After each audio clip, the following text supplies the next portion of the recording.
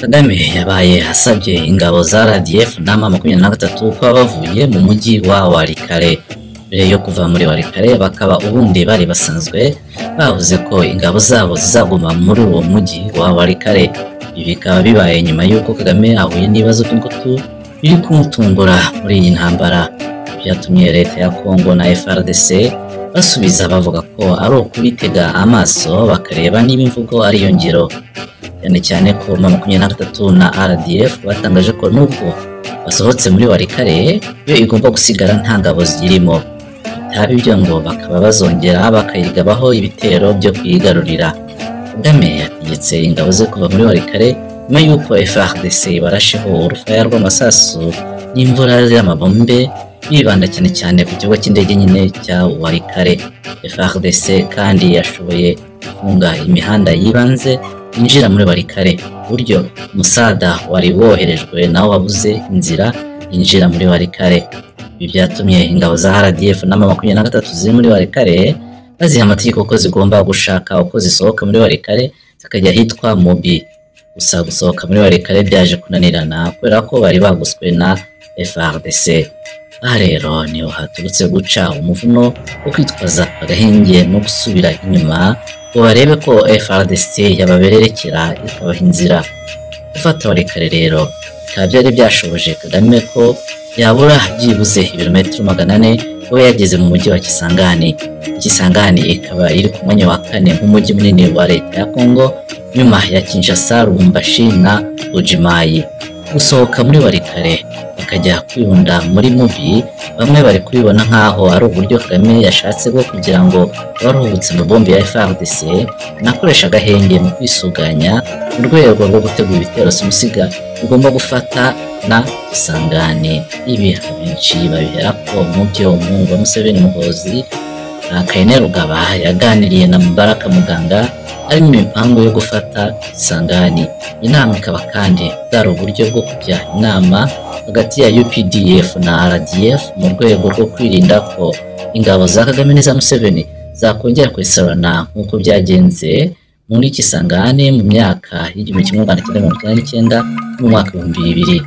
Ibi bikaba bibaye nanone kandi nyuma y'uko Muhozi yitotombiye ko ingabo za Kagame ziri kototora intara za Ituri, Chopo Orientale, Maniema, Mongala, Sidi Ubangi na Equateur, mu gihe ingabo za Kagame zo ziri gusibira amayira ingabo za Museveni kuzitinjira mu ntara za Tanganyika, Kivu y'Epfo, Holmami, Sankuru na Kasai. Ariko nanone nawe kwirengagiza ko ikibazo cy'imfu nyinshi cy'ingabo za Kagame zari zimaze kwicirwa i Walikale nacyo cyagize uruhare muri iki cyemezo cyafashe cyo kumera agasaba agahenge. Imbuto yaturutse ku kuba Abanyaburayi n'Abanyamerika bari kugenda bitarura Kagame, cyane cyane Ababiligi bo kugeza ubu bashimitse mu gushabika bashandikisha ubusha bwo gushegesha Kagame n'ingoma ye. Ibi biri gukorwa n'Ubabiligi, biri gutuma kugeza ubu ntawe uri gucira karotega Kagame. Bimwe mu bibazo Kagame afite by'imbuto ni ukubura gishyigikira mu Batutsi n'Abahutu b'Abanyekongo bari kwanga kwijandika mu makimbirane n'imyiryane Kabarebe ashyize imbere kandi ashaka kubashoramo mu rwego rwo kubona ubwitwazo rwo gukomeza gushoza intambara. Abatutsi b'Abanyekongo bamaze kubona ko bashukwa na Kagame mu gihe we kimugenza no gusahura umutungo wa Kongo, bikorera ubutegetsi no gushimisha irari rye yo kwiyerekana nk'igihangange. Ibi bikaba ahanini biterwa n'uko Kagame bajugunyira utuvungukira twavuye mu byo baba basahuye muri Kongo. Inama yabereye i Kigali hagati y'abahagarariye M23 na Kabarebe. M23 bakomeje kwitotombera ukuntu batabona amadolari arenze miliyoni ku kwezi mu gihe haba hasawe ingugu zifite agaciro karenze miliyoni 30 z'amadolari ku kwezi. Kabarebe yasubije ko impiya nyinshi zigendera mu kugura ibikoresho bya gisirikare no ku bindi bikenerwa bya gisirikare. Muri iyo nama kandi Kabarebe yabwiye abari bahagarariye M23 ko bagomba kwihangana bagakomeza umutsi, byaba ngombwa bakizirika umukanda.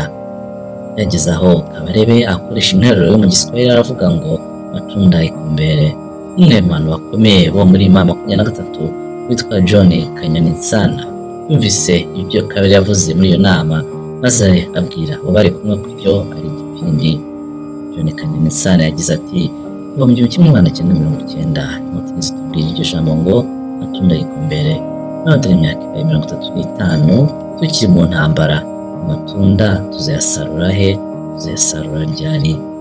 Ikindi kibazo gikomeye ni uko kugeza ubu nta mututsi w'umunyekongo wize cyangwa wagize icyo ageraho gifatika mu buzima no gushyigikira intambara ya Kagame na M23 ye. Kugeza ubu Kagame na M23 ye bacungira ku Batutsi b'insoresore n'abandi basanzwe bazwiho ko nta bunararibonye bafite mu buzima nka Willimanzi ugenda akanyisha gusa ko afite ubwenegihugu bwa Canada n'umugore w'icyo utarakomoka muri Jamaica. Uretse rero ko Kagame akomeje kubura abanyekongo bavuga ikinyarwanda akoresha mu ntambara, Kagame afite n'ikibazo ko n'abanyekongo bari kumushyigikira. Ibi bikaba biteza ikibazo n'imbogamizi zikomeye zikorwa n'uko Kagame ari gukoresha imbaraga nyinshi mu kugerageza kugenzura ibice yigaruriye muri Congo. Uretse rero kuba Walikale yafishije abasirikare benshi, ubu Kagame afite n'ikibazo cy'uko azafata Uvira, cyane ko Abanyamurenge ashaka kwitwaza bakomeje kugenda bagaragaza ko intambara Kagame yashoje muri Congo ariyo kubakurira amahane n'ibibazo. Kagame ngo yabacungira kwigarurira ibice byinshi bya Congo n'uvuno wamufasha kwemeza imitima y'abantu bakomeje kwinangira mu kumushyigikira muri iyi ntambara. Aha naho kandi Kagame ari kuhahurira n'insobe y'uko gufata ahantu hanini nabyo bisobanura guhangana n'ibibazo biterwa no gutegekesha umututu w'imbunda abantu batabushaka. Abo bantu badashaka ubutegetsi bwa Kagame mvuga hano ni abanyekongo badakozwa ikintu cyo gutegekwa na Kagame. Abanyekongo benshi bumva bitotombera mu matamatama icyo bita ko ubukoloni bwa Kagame bubageze habi. Hakaba n'abanyekongo barengera bagashyira amatebo kamwe bakabyita ubukoloni bw'Abatutsi. Iyo ubajije abakongomani kwitirira ibikorwa bya Kagame Abatutsi bose bagusubiza ko icyo bavuga babihera ku magambo umuhungu wa Museveni n'umujyanama we Andrea Mwenda birirwa bidoga ku mbuga nyampuro. Hari kandi abanyekongo bo bageraho bakavuga bati si ikibazo gusa cy'Abatutsi, n'Abahutu nabo uwabarika bakaza muri Congo ibi babidukora. Impamvu Abahutu batabidukora ni uko nta butegetsi bafite.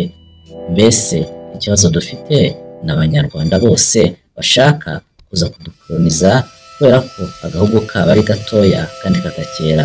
Ibi biri kuvugwa n'aba bakongomani nibyo birimo gutera kwibaza niba koko ubutegetsi bwa Kagame mu bice yigaruye muri Congo bizashobora gushinga imizi.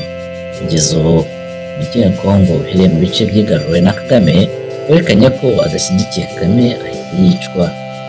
Bikaba rero bisa nkaho Kagame azakomeza kugucungira gukomera amaraso n'uburyo bwo kwerekana ko abatamukunda ntacyo bimubwiye gasita bo baba bamutinya. Akaba ari muri uko kwica abanyekongo rero bacungiraho ko bamutinya, harimo ko bamubererekera akemera akabategeka. Ariko imitegekere iragora cyane muri ibi bihe tugezemo, aho amakuru anyaruka. Uko wica abantu benshi niko bimenyekana, kandi niko kubyarira kuba ruvumwa abantu bakakwitaza. Gufata ahantu hanini bivuga gutegeka abantu benshi kandi batawushaka. Aha rero no haza ikibazo cyo kwishora mu ntambara yinjira muri Congo kure bishoboka kumena nka bya bindi ngo impuruzi ya cyane y'ibikoba yirahuriyeho amatara.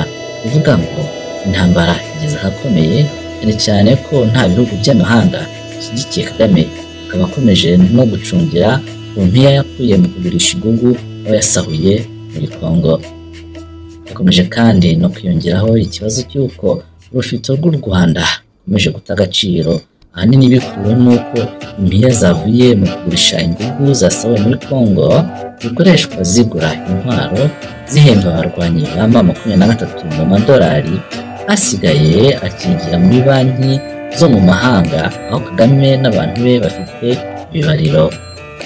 uguta agaciro ku bafite u Rwanda rero niko kandi kuri gukurura ko ibiciro biri kwiyongera bititsa ku masoko kubera ko ibintu biri guhenda mu Rwanda, bikarushaho kuba bibi ko n'abaguzi bakomeje kuba bakeya mu Rwanda kubera ko abantu bose bari kwikanga intambara, bigatuma bizirikaho impiya nke bafite mu rwego rwo guteganyiriza ibihe bikomeye bishobora kuba biri imbere. Mu gihe Kagame azi ko mu Rwanda adashyigikiwe cyane, amahanga akaba ari kugenda yitaza, abanyekongo bakaba bamukubita agatoki kandi itufa ya jenoside ikaba iri kugenda agaciro, ndetse ubwonko bwe bukaba buri kugenda bumutenguha kugera aho babukozamo umushyo w'intambara. Kagame atangiye kuyibona yamukurura ibibazo kurusha uko yamubera urwego rwo kwigira hejuru. None rero uretse Walikale bikaba bishoboka kuzaba ngombwa ko Kagame ava no mu bindi bice bigaruriye bya Kongo amazi atararenga inkombe. Kumenya rero kwigarurira hakiri kare bikaba byaba ari ukwerekana ubushishozi no kureba kure mbere y'uko Kagame yakwishora kure atuma ahura n'ababiti bibisi. Nk'uko twababwiye, umukandara w'intambara ni uwo gukenyera ugakomeza, bitari ibyo intambara irakomeza rushorera, abayishakiyemo bakayishoramo nta gushishoza, bagashiduka babashushakanwe shisha itabona. Ubwo bushishozi rero bukaba bwashoboza kudashushubikanwa nyine shisha itabona inzira zikiri nyabagendwa. Amahoro rero abone namwe ndetse n'urugwiro no rwiteka.